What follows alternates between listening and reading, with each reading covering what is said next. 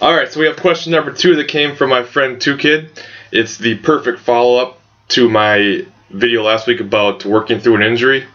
And I'll just go ahead and read it. She asked, how do you go about modifying exercises for limited mobility or finding alternate exercises? And goes on to say, squats is a perfect example. If you can only go a quarter of the way down, obviously it's not very effective. What can you do? So my first response to that is, well, let's first make sure the reason you can only get a quarter of the way down isn't, once again, a flexibility issue or something like that. It could be a muscle imbalance, it could be a flexibility issue, hip flexibility, thoracic spine. There's a number of different reasons why this could be, and you got to kind of go down the line and check that first. So first thing you want to do, make sure there isn't an issue why you can't do that. Perhaps it's just your genetics. Perhaps it has something to do with the way your body's built and you can't get down. That does happen. It's rare, but it does happen. So you gotta rule those things out first. So make sure you're plenty flexible. If you're not doing flexibility training, do that first and get a good program going. Make sure you're really getting loose.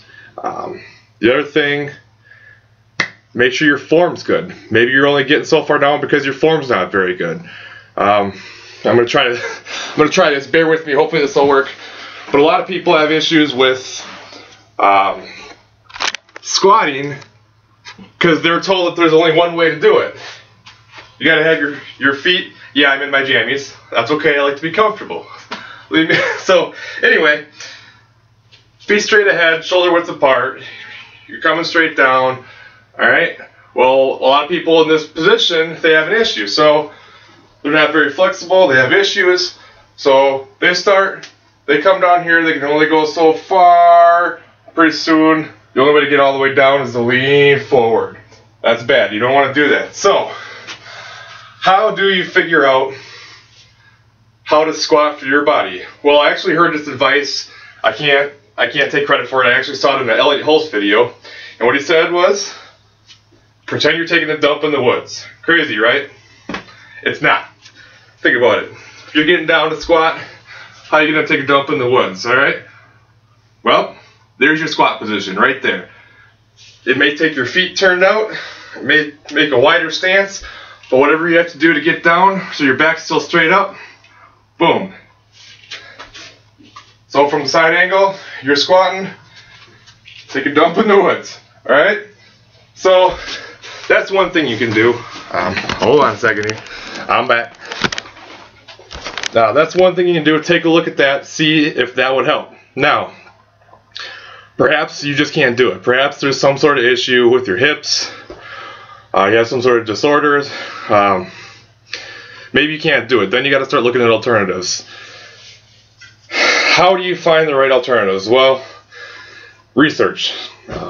You can ask me and I can find some things. I mean, in terms of back squats, a good alternative for that. If you can't get down low, front squats. A lot of people have a lot easier time getting low on front squats than they do back squats. Takes a little pressure off the back. Enables you to get down low, takes a little pressure off the knee, and it works pretty well. It's a great exercise. You got goblet squats. That's another good one. Otherwise you just got to work all the muscles that you would normally work from a squat with other exercises. You go into leg presses, and then you go into everything else that would hit all the things that you would before. And do the research and make sure you're finding good exercises that'll work. Otherwise, it's going to be pretty tough. So, biggest advice I can give you is check your form.